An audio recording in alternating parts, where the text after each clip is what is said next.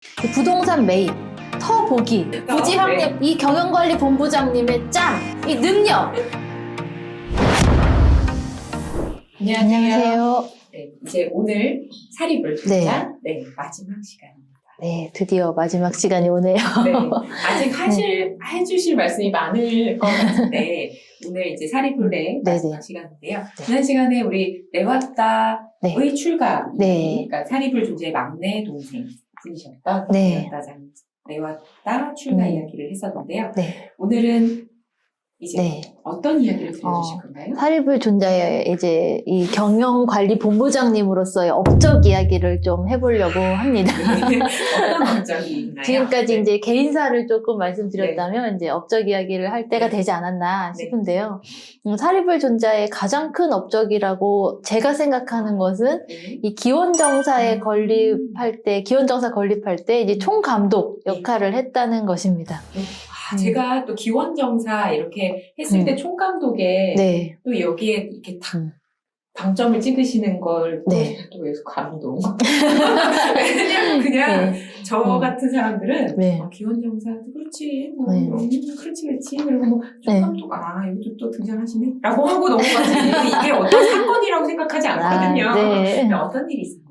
이 기원정사 건립이라고 하면은 모든 포커스가 스다타 장자에게 맞춰져 있는 경우가 많아요. 이제 스다타 장자의 재력이라든지 그 재력을 가진 사람의 신심 이런 거에 이제 포커스를 맞추곤 하는데 이 기원정사는 굉장히 중요한 이제 포교 거점이었던 것 같아요. 그래서 그 전까지는 이제 계속 종림정사에서 주로 머무셨는데 종림정사는 굉장히 포교하기에 안락하고 좋은 곳이었죠. 왜냐하면 이제 이 마가다 왕국의 국왕인 빈비사라 왕께서도 이제 부처님께 귀한 불자이기도 했고, 이 중림정사 자체도 이제 이 왕실의 후원을 받은 그런 곳이기도 하고, 그런데 이 수다타 장자의 고향이었던 이제 코살라 왕국은 부처님의 가르침이 아직 전해지지 않은 곳이었고, 또 이 코살라 왕국이라 함은 부처님의 고향인 카필라 왕국의 이제 지배국으로 있었던 곳이기도 하니까 그곳에 이 사원을 건립한다는 거는 정말로 대단한 이제 포교 거점을 신도시를 건립하는 것처럼 마치 포교에 있어서 다른 나라에 이제 하는 것이었는데 이 총후원 엔젤 같은 투자를 해주신 분이 수다타 장자였다면 그냥 사원만 잘 짓는다고 되는 게 아니잖아요. 그래서 이 스타타 장자가 부처님께 이제 사원을 지을 테니까 부처님께서 이제 스님들과 함께 우리 코살라 왕국의 수도에 와주십시오라고 청했을 때 부처님께서는 늘 항상 우리의 BD 엔터테인먼트 대표께서는 아주 세련된 방식으로 거절하고 승낙하실 때 정말 세련된 방식으로 하시는데요. 승낙하실 땐 미소와 침묵. 거절하실 땐 그냥 침묵. 이제 이렇게 침묵으로 거절하셨다, 침묵으로 승낙하셨다라는 되게 말씀이 많이 나오는데 이것이 바로 이제 대표의 대표다운 모습이 아닌가 이제 하는데 이때 이제 부처님께서도 스타타 장자의 청을 침묵으로 승낙을 하셨는데 그때 스타타 장자가 이제 부처님께 한 가지 청을 드린 것이 자기가 갈 때 이 사리불존자와 함께 가게 해달라라고 이제 청을 했던 거예요. 그래서 이 사리불존자가 이 기원정사 건립을 할 때 어떤 사원을 지어야 할지 자기는 잘 모르니까 이걸 다 이 교단의 운영 관리를 총 맡고 있던 사리불존자가 같이 가야만 이제 어떻게 해야 스님들께 좋은 사원을 지을 수 있는지도 알 수 있었고 그리고 이 사원을 건립하는 과정에서 이제 코살라 왕국은 부처님의 가르침이 전해지지 않았고 또 바라문이 워낙 이제 센 곳이었기 때문에 많은 외도와의 이제 부딪힘이 있을 때 그때 수다타 장자는 자신이 있었던 거예요. 사리불존자가 가면 만능 해결사 역할을 한다라는 이제 그런 여러 가지 이유가 있었기 때문에 이제 수다타 장자는 사리불존자와 함께 이 스라바스티로 가서 부동산 매입 터 보기. 근데 터를 이제 부지 확립부터 이제 시작을 해서 사리불존자가 여기가 좋겠습니다라고 하는 것에 진짜 과감하게 이제 투자를 다 해서 정말 아낌없이 진짜 재물을 풀어서 했고 이제 이 사원을 최고의 사원으로 건립하게 되는데 이 중림정사가 왕실의 후원을 받아서 왕실의 감사한 마음으로 이제 머물 곳을 마련해 주신 이제 왕실의 감사한 마음으로 스님들이 이제 기꺼이 머물렀다면 이 기원정사는 하나부터 진짜 처음부터 끝까지 스타타 장자의 손길이 다 머물러 있었던 거예요. 어느 쯤 가면은 뭐가 있으면 좋겠고, 어디쯤 가면 뭐가 필요하고 해. 그 모든 것에 이 사립을 존자의 다 모든 아. 손길이 다 닿아 있는 거죠. 뭐 연못이라든지 뭐 해우소라든지 그 모든 것에 이제 공양간이라든지 모든 것에 다 있기 와. 때문에 네. 물론 이제 아낌없는 투자도 굉장히 중요하지만 네. 그걸 어떻게 그렇죠. 설계했느냐 거의 이제 여기서 설계 역할까지 다 했던 것 같아요. 이제 공사 총감독을 했는데 여기서 이제 중요한 거는 사리불존자의 능력이 저만 느끼는 이제 이 네. 감동 포인트였다면 이 사리불존자가 얼마나 섬세하게 기원정사를 잘 완성했느냐라는 것은 이 기원정사에서 부처님이 가장 많은 안거를 보내셨고 가장 많은 법문을 설하셨다는 것에서 나온다. 네. 이 경영관리본부장님의 이 능력 이것이 바로 여기서 오는 것이 아닌가. 네. 가장 안락하고 가장 머물기 좋고 가장 법을 설하기에 적합한 장소로 만든 거예요. 그래서 네. 이 포교 거점이라는 것뿐만이 아니라 네. 지금 우리가 이제 만날 수 있는 경전의 많은 부분도 이제 바로 우리 조계종의 소위 경전인 금강경도 바로 이곳에서 설해졌다는 점에서 이 사리불존자의 업적은 실로 이 기원정사 건립을 할 때 기타 태자와 수다타 장자만 칭송할 것이 아니라 이 사리불존자의 보이지 않는 이 노력도 있었다는 것을 꼭 알아주시면서 네. 사리불존자가 참으로 이제 훌륭하신 분이었다는 걸 또 네. 알아주시면 또 감사하겠습니다. 그러네요. 우리 보통은 네. 이 기원정사 건립에서 네. 두분의 그 노력만, 네. 그 이벤트만 이야기하는데 네. 그 이후에 숨어있는 네. 아주 세심한 네. 것들은 모두 네. 우리 사리불존자에게서 네. 나온 거네요. 얼마나 편하셨으면 이제 거기서 그렇죠. 제일 많이 네. 머무셨는가 이제 얼마나 법을 설하기 좋았으면 그렇죠. 이제 그런 이렇게 훌륭한 분도 네. 어떻게 보면 이런 숨은 노력이 있었기 때문에 네. 이 기반이 잘 마련돼요. 네, 맞습니다. 숨은 곳에서 일하시는 모든 분들 네. 사리불존자라고 이야기하고 싶습니다. 네. 네. 그리고 또 네. 하나 더가 있다면 네. 라울라존자의 스승님이셨죠. 네, 맞습니다. 이 기원정사가 건립되고 난 후에야 네. 이제 부처님께서 드디어 고향에 돌아가시게 되는데요. 이 고향에 돌아가신 그 해에 이제 석가족의 이제 왕족 2명을 강제 출가를 시키다시피 하는데 그 첫 번째가 강제력이보다는 어떤 그런 자진해서 출가하신 건 아니었잖아요. 예, 그렇죠. 근데 이제 어떤 그런 네, 이끌림, 네, 이끌림. 네. 뭐 힘 있는 이끌림. 네. 그래서 이제 이복 동생 난다 네. 왕자의 출가는 사실 이건 진짜 강제였죠.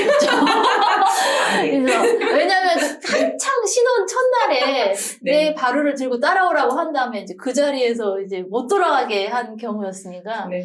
이제 그랬다면 이 라울라 같은 네. 경우는 강제라고 보기는 어려운데요. 네, 네. 그렇죠. 이제 아들이었던 라울라를 이제 야소다라 이제 태자비께서 아버지한테 가서 재산 달라 그래. 받아올 거 받아와. 받아와라. 이제 그렇게 얘기하는데 정말 큰 재산을 이제 주시게 됐는데. 네. 근데 또 여기서 네. 작가님께서 네. 요거를 딱 포인트를 잡으신 걸 보면 네. 저는 이 라울라 존자의 출가와 네. 이 10대 제자 안에 라울라 존자가 있는 것, 그다음에 이 라울라 존자의 모습, 네. 관계 네. 이런 거에서 또 삶을 또 보게 되는데 네. 여기에 왜 사리불 존자를 네. 스승님, 그러니까 지금으로 보면 네. 손상자 되시는 거죠. 네, 맞아요. 부처님 네. 기준으로 했을 때 네. 제자의 제자가 된 거니까요. 네. 근데 왜 이분한테 머리를 삭발하게 네. 했을까? 네. 그러니까 또 갑자기 궁금해지네요. 이때 이 라울라는 이제 13살이라는 어린 나이에 출가를 하게 되는데 이 정식으로 이제 이 성년이 되지 않은 아이가 출가를 한 것은 처음이었다고 해요. 그래서 이 전까지 부처님이 이제 이 출가 제자를 만들 때 딱 이제 한마디거든요. 카리스마 넘치는 한마디. 뭐죠? 오라 비구요. 이거를 하면은 그냥 저절로 삭발이 되고 뭐 가사가 입혀졌다. 이제 그런 마법 같은 일이 나타났는데 라울라는 오라 비구요가 안 되는 거예요. 그리고 또 당신의 이제 친아들이기 때문에 직접 또 하기도 그렇고. 그때 이제 목건년 존자에게 머리를 깎게 하고 이제 이 사리불 존자를 계사로 이제 스승으로 삼게 했다고 하는데 이때 이제 이렇게 두 분이 나서서 이제 이 삼위의 출가를 시킴으로 삼위십계를 사리불 존자를 통해서 내려주게 돼요. 그래서 이 사리불 존자가 어떻게 이 3일을 어떻게 해야 되느냐라고 했을 때 이제 부처님께서 가르쳐 주셔서 이렇게 라울라 존자가 3위가 되는데 그래서 라울라 존자가 교단 최초의 3위고 그리고 사리불 존자가 이제 최초의 320개를 내리신 분이다라고 이제 하는데요. 라울라 존자 같은 경우는 아버지의 정을 못 느끼고 자랐잖아요. 그리고 나서 곧바로 어른들만 바글바글한 곳으로 가서 이제 교단 단체 생활을 느닷없이 이제 해야 됐는데 이 계사로서 이제 스승님으로서 라울라 존자를 살뜰히 챙기고 항상 데리고 다니고 어디를 갈 때 데리고 다니고 했다고 하는데 이 아버지의 정을 느끼지 못한 라울라 존자를에게 더 아버지처럼 이제 법의 아버지처럼 대해주신 게 아닌가라는 생각도 들고 또 얼마나 또 남동생 같기도 하고 또 그랬겠었다. 남동생도 나중에 어린 나이로 출가를 했으니까. 네. 그래서 혼자 이렇게 이 어려서 출가하신 이제 당시의 스님들 아난 존자도 그렇고 이 라울라 존자도 그렇고 사리불 존자를 굉장히 의지하는 모습들이 이제 종종 나와요. 이제 그런 모습을 봤을 때 정말 이 화합의 리더가 아니었나 이제 그런 생각을 부처님의 손길이 미치지 못하는 곳에 사리불 존자가 계셨다라는 거죠. 이 신은 모든 곳에 존재할 수 없기 때문에 어머니를 만들었다라고 하는데 부처님이 모든 곳에 존재하시지만 보이지 않는 곳에선 사리불 존자의 손이 있었다라고 저는 감히 말씀드리고 싶습니다. 그래서 이게 굉장히 가슴을 네. 울립니다. 그래서 부처님께서도 사리불 존자를 너희의 생모처럼 생각해라. 나의 오른팔이다라고 이제 얘기를 하신 게 그래서가 아닌가 싶은데요. 이 라울라 존자랑 이제 둘이 이제 다닐 때 이 외도들이나 이제 다른 사람들이 이제 부처님의 가르침을 따르지 않는 사람들이 돌을 던지고 막 때리고 하는 일이 있었다고 해요. 그때 이제 라울라 존자가 마의 시기입니다. 질풍노도의 마의 15세를 거치고 있는 시기였기 때문에 이때 이제 굉장히 이제 끌어오르는 나는 왜 아무 잘못도 안 했는데 이런 취급을 당해야 되나 이런 걸로 이제 굉장히 분노했을 때 이 사리불 존자가 아주 따뜻하게 감싸주면서 그들이 그렇게 하도록 두어야 한다. 이걸 참는 것도 대단한 수행이다라고 해서 이 15세의 혈기방장한 이 라울라 존자의 이제 마음을 가라앉히게 만들고 이 본인도 같이 매를 맞으면서 이제 그런 모습을 보임으로써 라울라 존자가 굉장히 스승으로서 따르고 존중해서 나중에 이제 라울라 존자가 10대 제자 중에 한 분이 됐을 때 인욕제일이라는 그 수식어가 붙게 되는데 이 어려서 이 청소년 시기에 참고 인내한 수행의 그것을 알았기 때문에 이 스승이 통해서 알았기 때문에 이런 인욕제일의 아라한이 되지 않았나라는 그런 스승으로서의 그런 존재도 굉장히 훌륭했다라고 저는 말씀드립니다. 제가 우리 작가님 말씀을 계속 들으면서 네. 주변에 우리 사리불 존자 같은 분들이 막 떠오릅니다. 뭐 우리 눈앞에 막 보이게 계시는 건 아니지만 우리 주변에 이렇게 사리불 존자처럼 인격이 훌륭하시고 법을 전해주시고 하지만 티는 나지 않는 그런 분들이 생각이 나면서 다시 찾아보고 싶네요. 꼭 읽어보겠습니다. 아니 정말 법사님, 교법사님은 복이 많으신 것 같아요. 저는 주변에 사리불 존자 같은 분이 떠오르는 분이 거의 없거든요. 그래서 우리 오빠에게 더 되게 많이 열중하게 되는 것 같아요. 다시 만나고 싶다. 사리불 존자 같은 분을 만나고 싶다는 마음으로 열심히 외치다 보면 언젠간 만나겠지라는 마음으로 이제 오빠에 대한 이제 이 존경심을 키워갑니다. 제가 막 보이는 것 같아요. 아마 저는 작가님을 만나지 못했으면 부처님의 10대 제자의 이런 일화들을 꼼꼼하게 살피고 이렇게 못했을 것 같아요. 이해를 못했습니다. 그래서 이렇게 우리 사리불 존자부터 시작을 해서 부처님의 10대 제자 경전소 꽃미남을 계속 찾고 있는데요. 마지막으로 혹시 그 사리불 존자에 대해서 간단하게 요약 좀 해주실 수 있을까요? 제가 이 부처님의 10대 제자 책을 처음 썼을 때는 아직 결혼을 하기 전이었어요. 그리고 누굴 만나는 상황도 아니었어요. 그래서 이 세상에서 제일 멋있는 남자 10명을 내가 탐구해보리라 이런 마음으로 이 글을 쓰기 시작을 했어요. 근데 이 글을 다 쓰고 나서 이제 남편을 만났고 이분들하고 전혀 닮지 않은 남편을 만났지만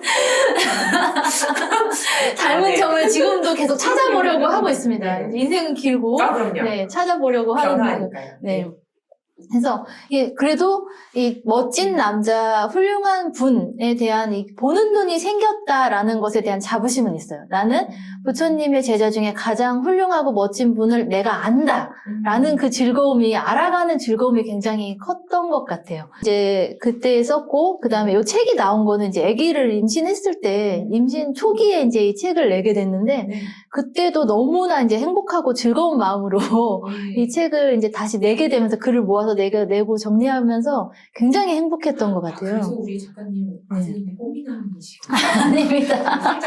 살짝 봤는데 그런 이유가 있네요. 역시 되게 중요합니다. 그래서 이 10대 제자를 이렇게 이야기할 수 있는 기회가 돼서 너무나 행복합니다. 그래서 지금 교수님이 잠깐 쉬는 시간에 정말 사랑하시나 봐요. 정말 좋아하시나 봐요. 라고 물어봤는데 10대 제자 그리고 부처님 정말 좋아합니다. 정말 사랑합니다.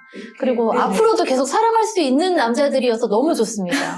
그래서 그래서 중간에 이제 중간에 뭐 팬으로서 이제 생활하다 보면은, 그러니까 중간에 오빠들한테 실망하거나 뭐 이럴 수 있는데, 우리 오빠들은 그렇지 않은 오빠들이라는 점에서 정말 저는 개인적으로 우리 조민기 작가님 팬이기 때문에 작가님이 좋아하는 오빠들은 저도 좋아하게 되는 그런 거 아니겠습니까? 네.